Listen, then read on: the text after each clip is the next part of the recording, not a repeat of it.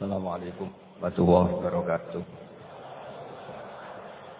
Alhamdulillahirabbil alamin wassalatu wassalamu ala asyrofil mursalin sayyidina Maulana Muhammadin wa ala alihi wa sahbihi ajmain amma ba'du.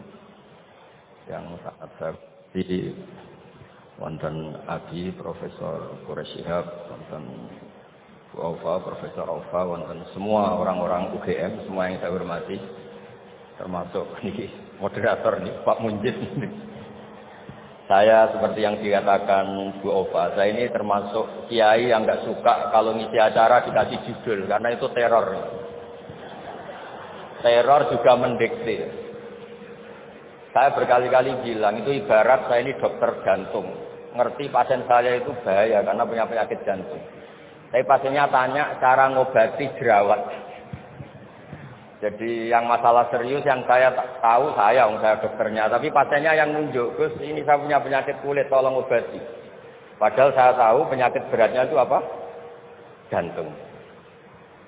Tapi karena ini acara memang harus ada judul, saya terima judul ini, meskipun tadi Pak Mujid bilang ada judul itu berarti ada masalah dalam ukhuwah. Saya tadi karena sudah dipuji ahli Quran, sebelumnya terima kasih, tadi saya sepakat sama Pak Quraish. Terima kasih pada UGM karena sudah memberi gelar Pak Quraish Kiai Haji. Biasanya hanya Profesor Doktor, ini nggak ada Kiai Haji, ini spesial. Jadi ini penganugerahan Kiai Haji dari UGM, itu keren betul. Ini Mbak Naswa harus mencatat itu penghormatan. Ini yang ngasih gelar Kiai Haji itu UGM. Jadi karena nggak punya alumni yang jadi kiai, yang ngasih gelar orang lain gitu kira-kira. Begini masalah solusi ya. Saya punya sekian cerita, tadi sudah dipuji ahli Quran. Saya cerita yang Quran saja. Tidak semua masalah itu penyelesaiannya harus dimarahin atau ditegur atau lewat proses hukum formal atau hukum positif atau pengadilan. Tadi di hotel saya tuan beliau sudah cerita tentang materi yang saya utarakan. Begini ada sekian contoh dan itu awal dari nggak ada kekerasan. Tetap menjaga ukhuwah karena modelnya penyelesaian yang tidak menyinggung, tidak mengadili, tidak mendiskreditkan, tidak memojokkan. Saya punya sekian cerita dan ini boleh dikulak Pak Munjid untuk ngiai di UGM, saya sahkan tanpa hak royalti. Saya itu sering Prof, kiai-kiai yang jadi balik sering terima kasih sama Gus, alhamdulillah kulaannya bisa saya jual ya saya. Karena saya ini sudah kiai resi, nggak mau kemana-mana, tapi yang kulaan banyak diretailkan. Terus terima kasihnya sama saya. Dan karena saya ikhlas ya nggak dapat royalti. Tapi sudah lah royaltinya surga saja. Saya cerita yang rileks-rileks. Khalilur Rahman Ibrahim itu pernah ingin karena penat ya, mikir umat itu penat, capek, ingin masalahnya selesai dan nggak mungkin selesai. Sehingga beliau minta umur panjang supaya punya waktu panjang untuk menyelesaikan problem umat. Sama Allah nggak dijawab. Ada orang tua yang sudah renta tua sekali. Karena Nabi Ibrahim itu adalah terkenal dermawan, dipanggil terus dikasih kurma. Dikasih kurma itu makan itu meler lagi, makan meler lagi. Terus Nabi Ibrahim masuk kamar, ya Allah, saya batalkan doa minta umur sampai tua. Ternyata engkau jawab. Kalau terlalu tua kayak itu, Terus kedua, Nabi Daud. Ini cerita dulu ya, jangan ditiru. Saya ulang lagi cerita dulu, jangan ditiru. Nabi Daud itu terkenalnya ini. Itu punya istri itu 99. Ini cerita dulu. Kalau sekarang maksimal 4 itu saja kalau berani. Kata orang Madura itu kalau ingin punya istri 2, 4 itu 1 tambah 1 sama dengan kosong, Gus. Karena semuanya lari. Tapi ketika melihat satu perempuan yang cantik itu beliau ingin sekali. Ketika penasihatnya bilang, engkau sudah punya 99, tapi tidak ada yang kayak itu. Saya masih ingat sama Profesor Jenny ketika nerjemah Inna hadza akhi lahu tisuna najal. Saya tanya sama Prof Jenny, abahnya Bu Ova ini. Pak Jenny kenapa masih ingin yang satu lagi padahal sudah punya 99? Kata Nabi Daud, tidak ada yang kayak itu. Terus saya guyon sama beliau. Berani berargumentasi ini depan Bu Latifah. Jangan, ini kata Nabi Daud, tidak kata saya. Singkat cerita terus Allah ternyata nggak negur Nabi Daud dengan apalagi mempermalukan, negur depan umum atau di medsos atau yang mempermalukan. Allah bikin drama, yaitu ngutus 2 malaikat. Nabi Daud pas itu raja. 2 malaikat datang tergopoh-gopoh, menunjukkan kalau sedang ada masalah yang serius, yang krusial. Nabi Daud sampai kaget. Fafaji aminhum. Kaget betul Nabi Daud. Tahu-tahu ada orang di depannya bertanya, kenapa kamu tergopoh-gopoh? Saya ini punya masalah berat ya Nabi Allah Daud. Apa masalah kamu? Ini saudara saya sudah punya kambing 99. Minta saya yang punya kambing hanya 1. Gimana cara jenengan? Oh kamu udah adil, kamu rakus, mati-mati yang punya 99. Sudah ini keputusan final, sudah. Pulang. Barang setelah pulang, itu gue banget kata Nabi Daud. Enggak ditegur, Allah pakai drama. Jadi masalah sekarang adalah amar ma'ruf nahi mungkar sudah kehilangan seni bikin yang tanpa masalah, yang tidak menimbulkan masalah baru gitu. Jadi intinya itu ada penyelesaian masalah yang enggak harus seperti itu, gitu. Pakai drama, pakai apalah yang. Terus cerita ketiga. Banyak peristiwa-peristiwa sosial. Saya ulang lagi, peristiwa-peristiwa sosial yang penyelesaiannya itu juga agak lewat pengadilan. Ada ayat wa Daud wa Sulaiman idh yahkumani fil harthi idh nafashat fihi ghanamul qaum. Itu yang diceritakan di beberapa tafsir. Ada cerita unik begini. Ada 2 perempuan kakak beradik, sama-sama punya anak. Kebetulan sama-sama ganteng. Karena masih kecil itu kan mirip. Saya ulang lagi, karena masih kecil itu mirip. Karena sama-sama Arab, enggak Arab sama Kebumen. Kalau sama Kebumen kan hidungnya beda, sama-sama Arab, bukan sama-sama Arab, sama-sama ganteng. Singkat cerita, yang satu ini dimakan serigala, anaknya yang satu dimakan serigala. Kemudian semuanya mengklaim yang dimakan tuh anak kamu, bukan anak saya. Sehingga anak satu ini milik saya. Yang satu bilang, ini anak saya yang selamat, yang anak kamu dimakan serigala. Nabi Daud ketika ada pengadilan seperti itu menghukumi yang argumentasinya meyakinkan. Sudah ini milik kamu karena kamu lebih berargumentasi. Setelah keluar, kata Nabi Sulaiman pas itu masih kecil. Kalau hakimnya saya, keputusannya tidak seperti itu. Karena Nabi Daud itu demokratis. Saya pokoknya tidak akan keluar dari jalur Quran sebagai pemenuhan karena saya Profesor Quraisy, Profesor Zain itu orang yang sangat menuhi Quran. Terus kata Nabi Daud, Sulaiman sini, sudah kamu saja yang mengadili. Ternyata apa Nabi Sulaiman? Ngambil pisau. Mana anak yang selamat? Ini, udah kita bagi 2 saja. Supaya agak konflik. Terus ada yang nangis histeris. Menangis. Yang satu tenang saja.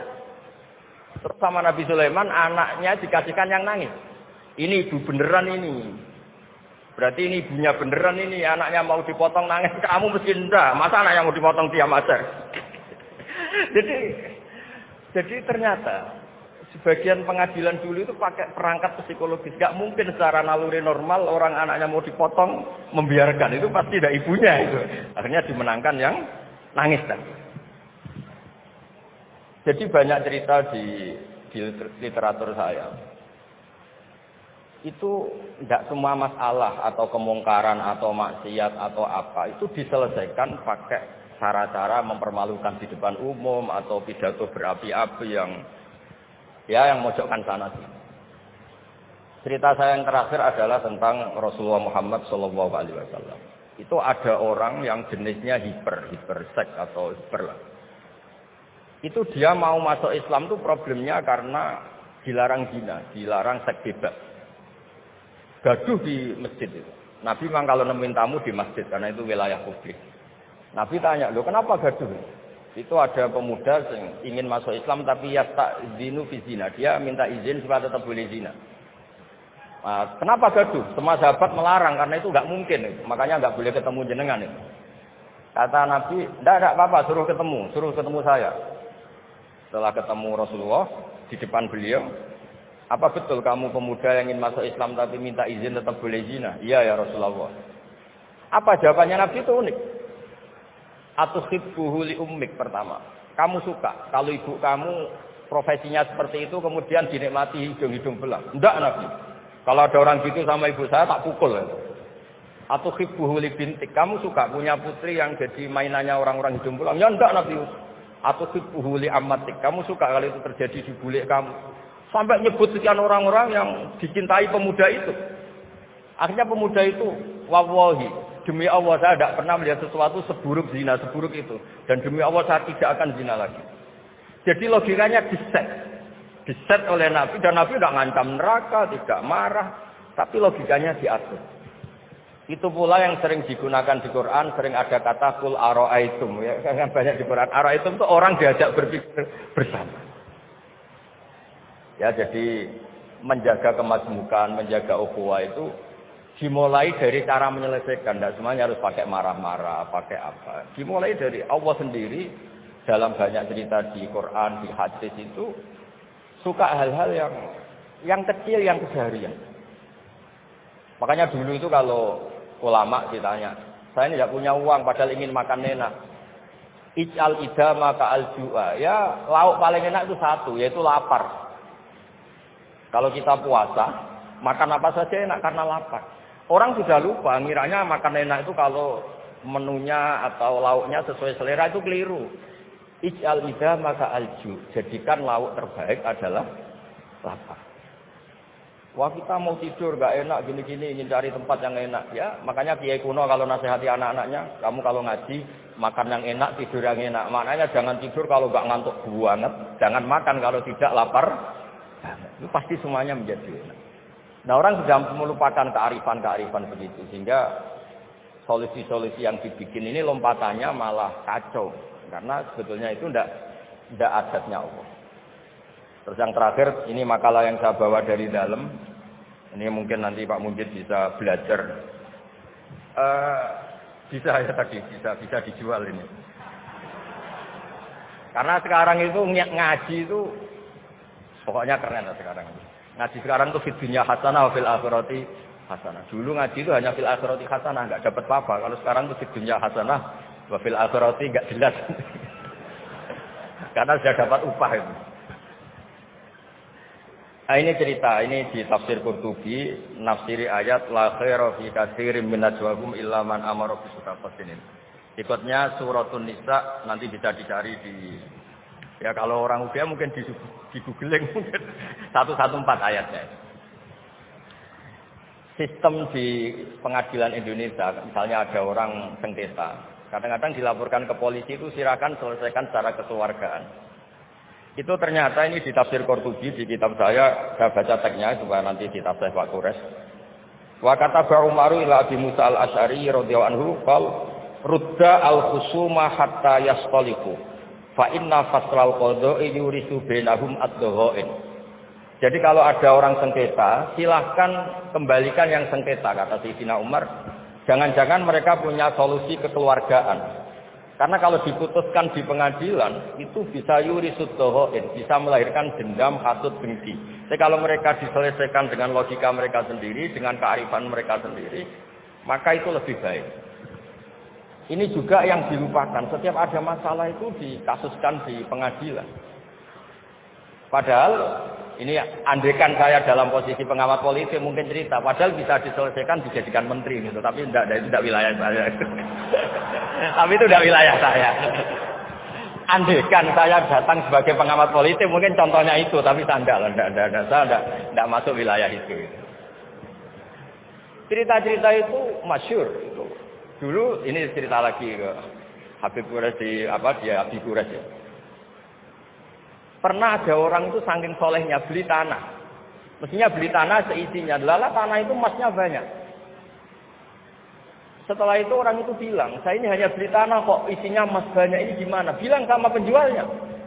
Penjualnya nggak mau, enggak. Saya jual tanah seisinya, emas itu milik kamu, enggak. Saya beli tanah kok dapat emas.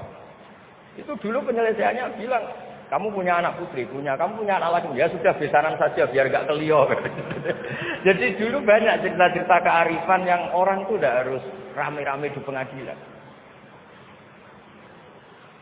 Ya tadi andaikan saya politik, mungkin contohnya nggak usah di MK lah, dimenterikan gitu. Andaikan saya politikus. Tapi enggak, itu enggak wilayah saya. Jadi di antara kebaikan Islam, benan nas, bukan benal muslimin, bukan benal muslim wal kafir. Benan nas. Kita rukun sesama non muslim itu juga ajaran Islam. La khaira fi katsirin min najwahum Diskusi apapun tidak baik. Kecuali diskusi yang menyuruh kebaikan, menyuruh sedekah, au islahim bainan nas, atau diskusi yang menjadikan kita baik-baik saja. Hubungan kenegaraan, hubungan kebangsaan, hubungan kemanusiaan baik-baik saja. Sekian mukadimah saya, nanti ditambahi Abi Qures, Profesor Qures. Sekian, dan saya ada salam dulu karena pasti provokatornya ini provokasi lagi. Jadi kalau moderator itu kan bikin sesuatu indah. Ini jadi tidak indah. Masa orang sesantren saya dibilang harimau, itu kan kacau. Itu nggak benar itu. Karena kalau di Indonesia, oh ini negara nggak benar kayak hukum rimba, yang kuat menang. Yang kuat itu kan harimau, jadi masalah kan.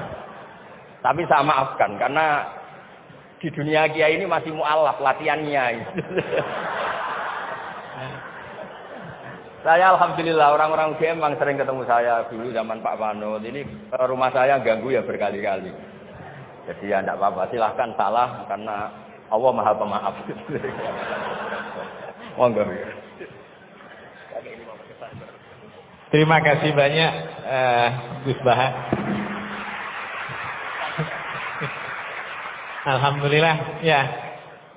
Salah satu di antara kelebihan Gus Baha, ini salah satu aja. Banyak sekali kelebihan, tapi salah satunya adalah beliau selalu bisa membawa agama menjadi lebih mudah dipahami, menjadi lebih konkret dengan kita, dan menjadi lebih relevan dengan kehidupan kita.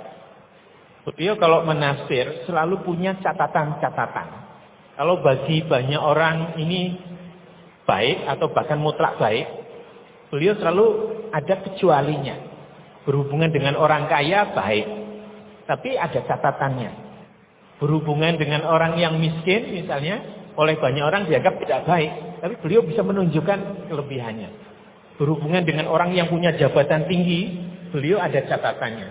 Berhubungan dengan orang yang tidak punya jabatan, beliau ada catatannya. Sehingga ketika kita mempraktikkan agama itu selalu ada ruang-ruang untuk menafsir, untuk berpikir, dan tidak begitu saja ikuti tafsir yang hitam putih.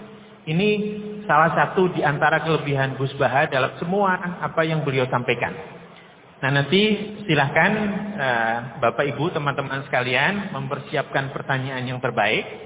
Sebelum itu kita akan minta kepada Profesor Qures Shihab untuk juga menyampaikan paparannya. Dan sebagai informasi Pak Qures, ini yang hadir pada hari ini bukan cuma mahasiswa yang muslim saja. Jadi beberapa mahasiswa yang non-muslim pun ikut hadir, ikut mendengarkan Pak Qures dan Gus Baha. Ini kesempatan yang sangat istimewa. Silahkan Prof. Qures Shihab untuk menyampaikan. Bismillahirrahmanirrahim. Alhamdulillah. Wassalatu wassalamu ala Rasulillah wa ala alihi wa ashabihi wa man wala. Ibu Rektor yang saya hormati, saudara moderator, Pak Gus Baha, hadirin sekalian, Assalamualaikum warahmatullahi wabarakatuh.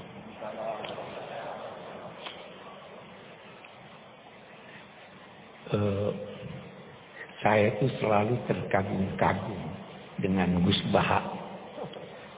Dapat saja dia kisah dari Al-Quran untuk dia jadikan sebagai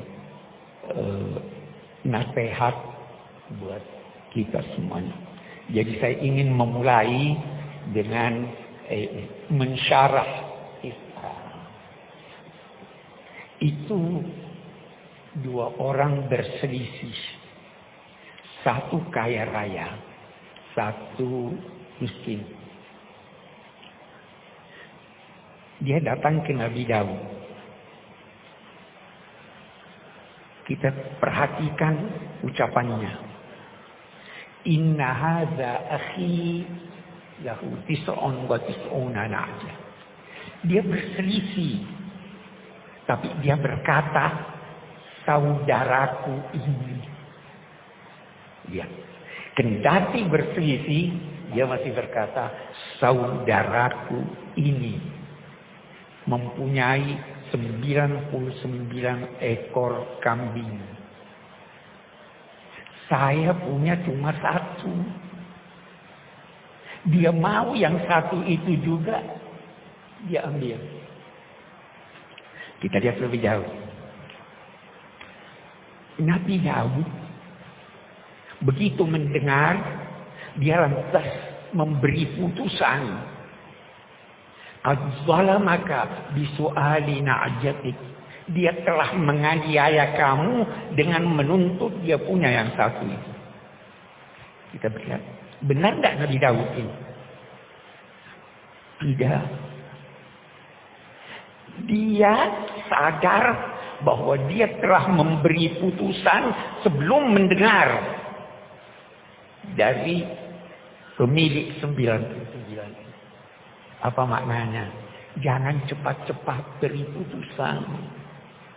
Dengar dari seluruh pihak, baru beri putusan. Yang saya ingin katakan, kalau kita merujuk baik kepada kitab suci maupun kepada kearifan lokal, semua problema kita dapat terselesaikan dengan syarat kita menganggap yang tidak sependapat dengan kita adalah saudara kita. Dan ya kan? Dan berusaha mencari solusinya dari tuntunan Tuhan dan kearifan lokal kita. Dan itu sangat banyak. Itu saya kira satu yang saya ingin menjadi mukaddimah dari apapun namanya untuk kita menghadapi ini, merawat ukhuwah.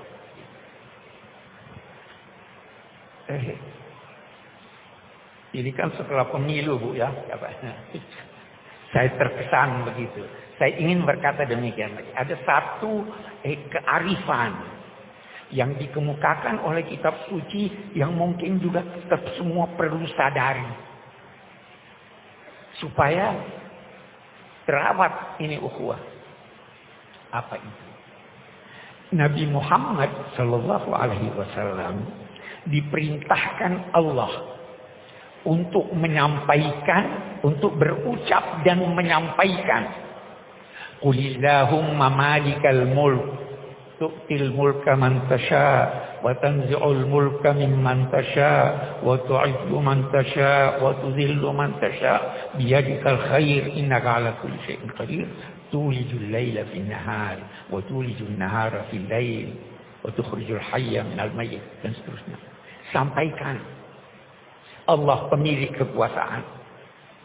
Dia yang memberi kekuasaan kepada siapa yang dia kehendaki. Dan dia mencabut, dia katakan mencabut. Kenapa dia katakan mencabut? Karena yang kuasa biasa tidak mau, kecuali dicabut.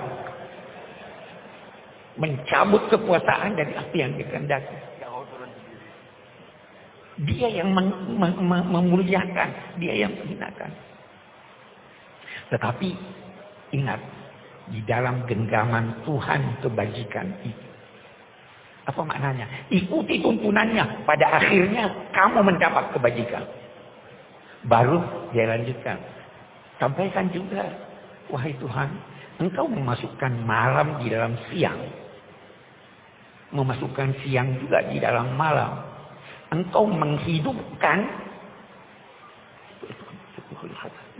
Mengeluarkan yang hidup dari yang mati.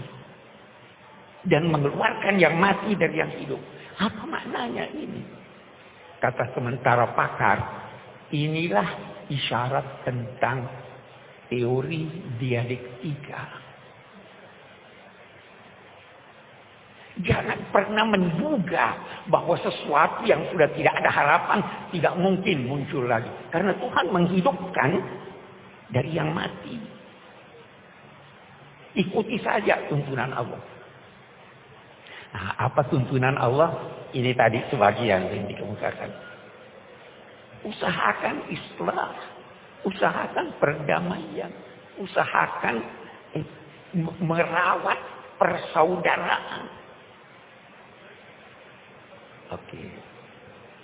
Kemudian Nabi bersabda, sebagaimana keadaan kamu, begitulah ditetapkan penguasa kamu. Kama takununa yuwalla alaikum. Hei, apapun, siapapun yang berkuasa, kekuasaannya bersumber dari Tuhan. Walaupun yang berkuasa itu menentang Tuhan. Itu Namrud, musuhnya Nabi Ibrahim, itu diberi kekuasaan oleh Tuhan. Tetapi ingat, dia yang memuliakan dan dia juga yang menghinakan, dia yang mencabut. Karena itu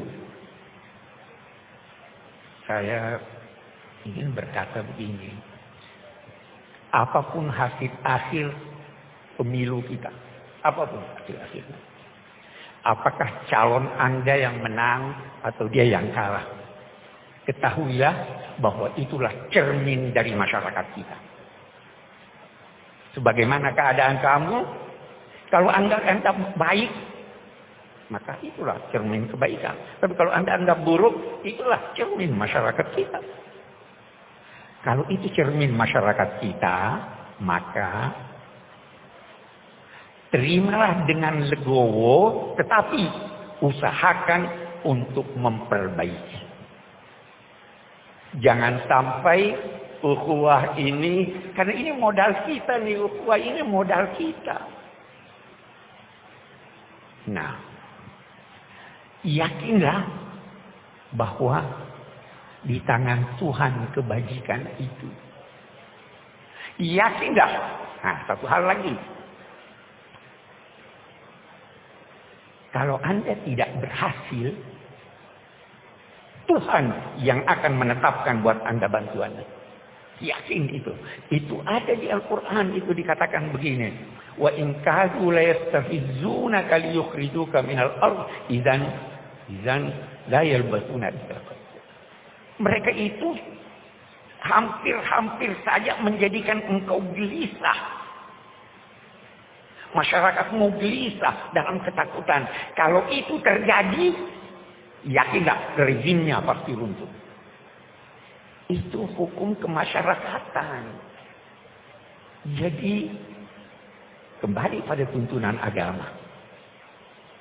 Apapun hasilnya, kita terima sambil berusaha untuk memperbaiki. Sambil menjaga ukhuwah ini. Karena inilah modal kita. Kita tidak ingin ada dari luar. Mari kita selesaikan persoalan kita di dalam. Itu saya kira yang nah, sekarang saya ingin berbicara sedikit tentang apa sih ukhuwah itu. Apa itu ukhuwah? Ukhuwah itu dari segi bahasa berarti persamaan. Kita semua sama. Apapun persamaan antara sesuatu dengan sesuatu yang lain, maka itu saudaranya. Semakin banyak persamaan, semakin kukuh persaudaraan. Saudara itu dari bahasa Sanskerta. Saudara atau saudara, katanya artinya serahim, sama rahimnya. Kita serahim. Nah, kemudian berkembang maknanya sebagaimana perkembangan bahasa. Jadi ada persamaan. Saya memperoleh kesan bahwa saudara itu adalah yang seudara dengan Anda. Saudara. Binatang itu saudara kita. Sama-sama kita. Wa min ta'irin yatiru bi janahihi illa umamun amsalukum. Tidak ada suatu burung yang terbang dengan kedua sayapnya di udara kecuali sama-sama kamu. Itu saudara kita. Setan itu, orang yang boros itu saudaranya setan. Innal mubazzirina kanu ikhwana syayatin. Jadi siapapun yang seudara dengan Anda adalah saudara Anda. saudara kita. Binatang saudara kita. Tumbuhan saudara kita. Karena dia saudara. Bahkan dalam ajaran Al-Quran, batu pun bisa menjadi saudara kita. Gunung itu mencintai kita. Uhudun yuhibbuna. Dia juga dalam dua tanda petik hidup. Hidup. Semua saudara kita. Apalagi, kemudian karena itu bertingkat-tingkat dan bermacam-macam persaudaraan itu. Salah satu di antaranya adalah saudara sebangsa. Kita sama-sama. Apa itu bangsa? Beda-beda definisi para pakar tentang bangsa. Tetapi yang jelas, dengan bangsa, lahir bangsa dari adanya persamaan. Sama dengan saudara. Boleh jadi persamaan sejarah, persamaan budaya, persamaan cita-cita. Kita sebagai bangsa banyak sekali persamaan kita. Bahasa lebih penting bahasa pikiran daripada bahasa lisan. Harus menyatu kita. Karena itu dalam konteks persaudaraan sebangsa kita harus mencari titik temu. Tanpa titik temu kita tidak bisa mewujudkan persaudaraan sebangsa. Saya teringat Sayyidina Ali pernah berkata begini.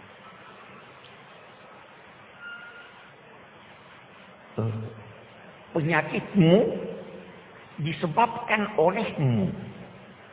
Obatnya ada di tanganmu, tapi engkau tidak sadari. Jangan sampai kita seperti itu. Penyakit kita disebabkan oleh kita sendiri. Obatnya ada di tangan kita, tapi kita abaikan obat itu. Saya kembali, kita punya titik temu. Sebagai bangsa, titik temu kita Pancasila. Ketuhanan yang Maha Esa. Itu titik. Bisa kita berbeda-beda penafsiran tentang apa arti ketuhanan yang Maha Esa. Bisa beda. Dalam Islam aja beda-beda itu. Tetapi kita percaya Tuhan. Bisa beda-beda kita dalam mengartikan Maha Esa itu apa. Tetapi kita percaya ada penguasa. Itu titik kita. Titik, Anda menulis kata dimulai dari titik. Apa yang Anda tulis terserah, asal mulai dari titik Tuhan. Kalau tidak mulai dari Tuhan, no. Itu kesepakatan kita. Anda mengakhiri kalimat dengan titik. Jangan pakai koma. Kalau begitu, Tuhan adalah pangkalan tempat bertolak dan pelabuhan tempat bersau. Kita berbeda, mari kita kembali kepada tuntunan Tuhan. Itu kesepakatan. Yang tidak mengakui ini di luar bangsa Indonesia. Kemudian ada kemanusiaan. Kesepakatan. Kemanusiaan itu mendahului keberagamaan. Mendahului keberagamaan. Anda mau pergi sholat Jumat. Di tengah jalan ada orang yang ketabrak yang perlu ditolong. Apa Anda pergi sholat Jumat? Atau tolong ini? Anda mau sholat, mau berwudu, ada air. Kalau Anda pakai, ada yang mau minum yang kehausan. Jangankan manusia, anjing kehausan mau minum. Anda kasih dia minum atau gunakan untuk berwudu. Kemanusiaan itu tidak hanya tertuju pada manusia. Tertuju kepada seluruh makhluk. Tidak ada kerakyatan. Ya kan? Persatuan dulu. Kerakyatan. Saya itu merenung-renung tentang apa yang dirumuskan dan menjadi kesepakatan kita tentang kerakyatan yang dipimpin oleh hikmah kebijaksanaan dalam permusyawaratan perwakilan. Luar biasa, luar biasa. Tahu apa arti rakyat? Rakyat itu dari kata riayah, ra'in. Pengembala itu dinamai ra'i. Yang memelihara, memberi makan, melindungi. Rakyat itu harus dipelihara, dilindungi, dijaga. Itu kerakyatan. Dipimpin hikmah. Tahu apa itu hikmah? Hikmah itu terambil dari akar kata yang berarti kendali. Hikmah itu sinonim dengan siasat. Siasat itu terambil dari kata yasusu sais. Dalam bahasa Indonesia ada sais. Delman, pengemudi. Yang bersiasat harus menjadi seperti pengemudi. Apa syaratnya? Dia harus kenal fungsi-fungsi dari kendaraan yang dia akan gunakan. Dia harus tahu ini rem, ini dan sebagainya, ini mesin. Kalau dia tidak tahu, tidak boleh dong mengemudi. Ada lagi, bukan cuma tahu, punya pengalaman dalam hal ini. Anak kecil, anak saya tahu itu, ini rem, ini klakson, ini. Tapi dia tidak tahu menggunakannya. Tidak boleh mengemudi. Ada lagi? Ada. Dia harus tahu jalan. Dia harus tahu arah. Kalau dia tidak tahu arah, mana kita mau pergi? Jangan bersiasat. Itu bukan hikmah. Ada lagi? Ada. Mengemudi itu ada seninya. Bukan asal. Ya, ada seninya. Ada lagi, satu lagi. Dan ini yang hilang dari kita. Apa itu? Akhlak. Mengemudi itu perlu akhlak. Jangan bunyikan klakson malam-malam. Jangan menyalip dari sebelah kiri. Tapi akhlak. Nah, kerakyatan yang dipimpin oleh hikmah. Oleh siasat yang syaratnya seperti ini. Baru dalam permusyawaratan. Musyawarah itu apa?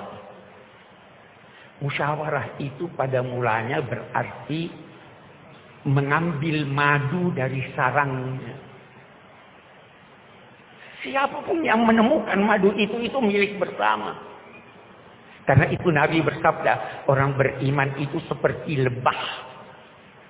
Bagaimana lebah? Dia selalu berada di tempat yang bersih. Kalau dia hinggap di dahan, dia tidak merusak. Dia lebah.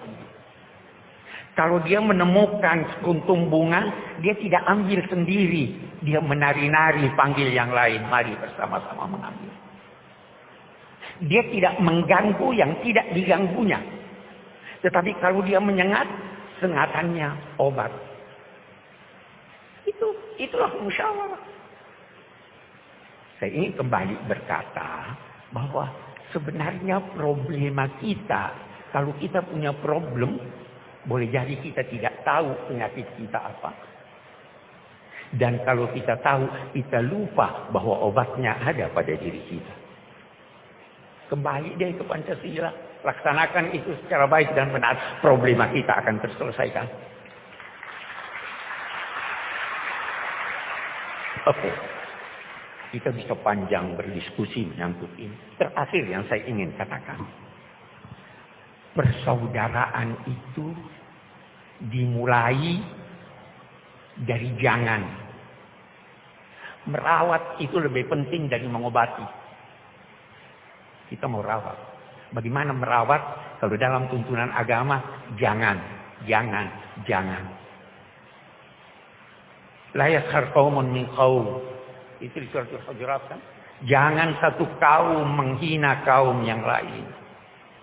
Jangan sekelompok perempuan menghina kelompok perempuan yang lain. Boleh jadi yang dihina, yang dilecehkan lebih baik dari dia. La yaqtab ba'dukum ba'dan. Jangan mengumpat. Semua jangan.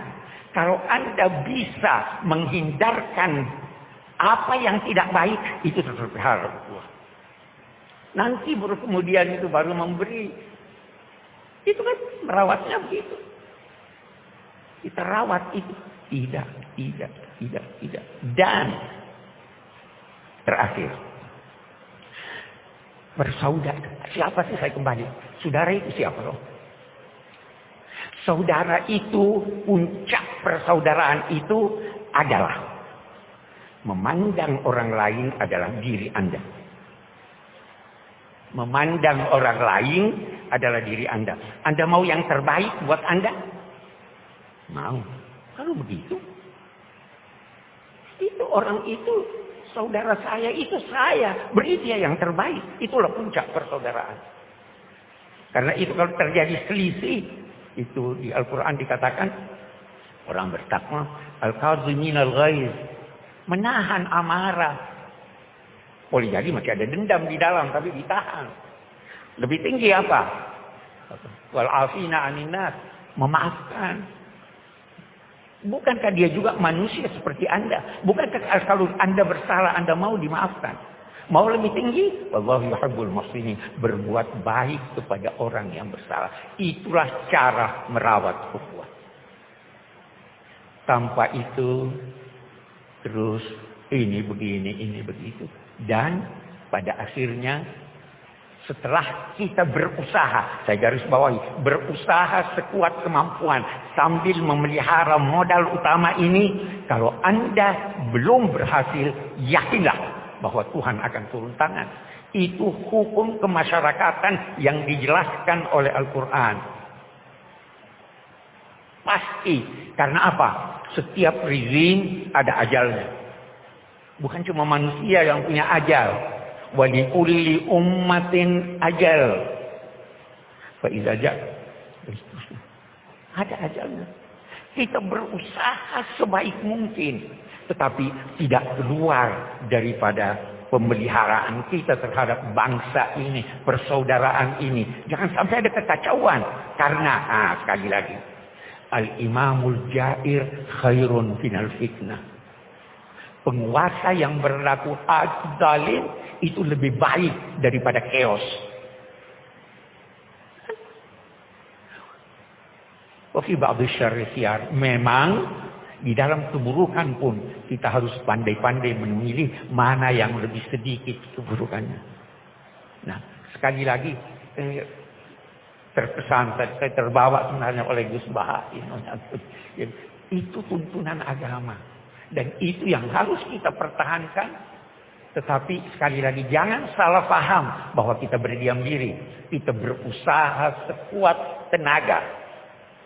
Tapi sesuai dengan tuntunan kitab suci, sesuai dengan kearifan lokal, dan terus mempertahankan persatuan bangsa, kesatuan kita, serta persaudaraan kita sebagai sesama bangsa, sesama manusia, bahkan sesama makhluk Tuhan.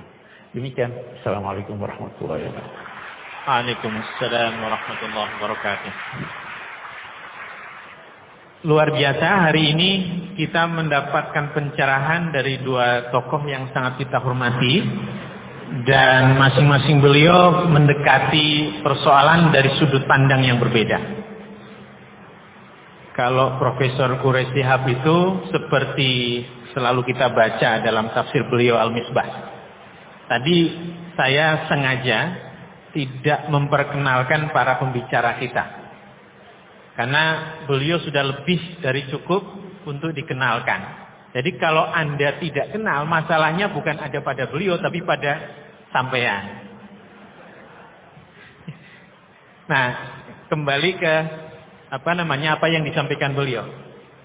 Pak Quraish kalau menyampaikan segala sesuatu itu sangat sistematis. Digali dari etimologinya, dari akar katanya. Lalu dihubungkan dengan persoalan, dengan tafsir dan berbagai macam kemungkinannya. Sehingga ukhuwah yang tadi disampaikan sangat relevan dengan kita. Puncak dari persaudaraan dari uraian beliau adalah kalau kita sudah bisa melihat, memperlakukan orang lain sebagai diri sendiri. Yang belajar etika paham, itu substansi etika. Etika adalah kita tidak ingin diperlakukan oleh orang lain sebagaimana kita diperlakukan oleh orang lain. Kalau kita nggak mau dicubit, kita nggak boleh mencubit orang lain. Itu etika. Apa yang disampaikan beliau adalah ukhuwah, persaudaraan, seperti itu. Gus Baha dengan pendekatan yang berbeda, yang kalau di kampus namanya pendekatan kritis. Jadi kalau pendekatan Pak Gores adalah pendekatan sistematis, pendekatan Gus Baha adalah pendekatan kritis. Mempersoalkan apa saja. Yang sudah dianggap baik, bisa dipersoalkan. Yang bisa dianggap buruk, bisa dipersoalkan. Supaya kita punya ruang-ruang tadi. Dan sebetulnya salah satu tanggung jawab kita di kampus adalah itu. Mempersoalkan segala sesuatu, bahkan untuk hal yang sudah dianggap normal oleh orang biasa. Supaya kita punya perspektif berbeda, ada kemungkinan berbeda. Nah, kita sudah mendapatkan dua perspektif yang saling melengkapi.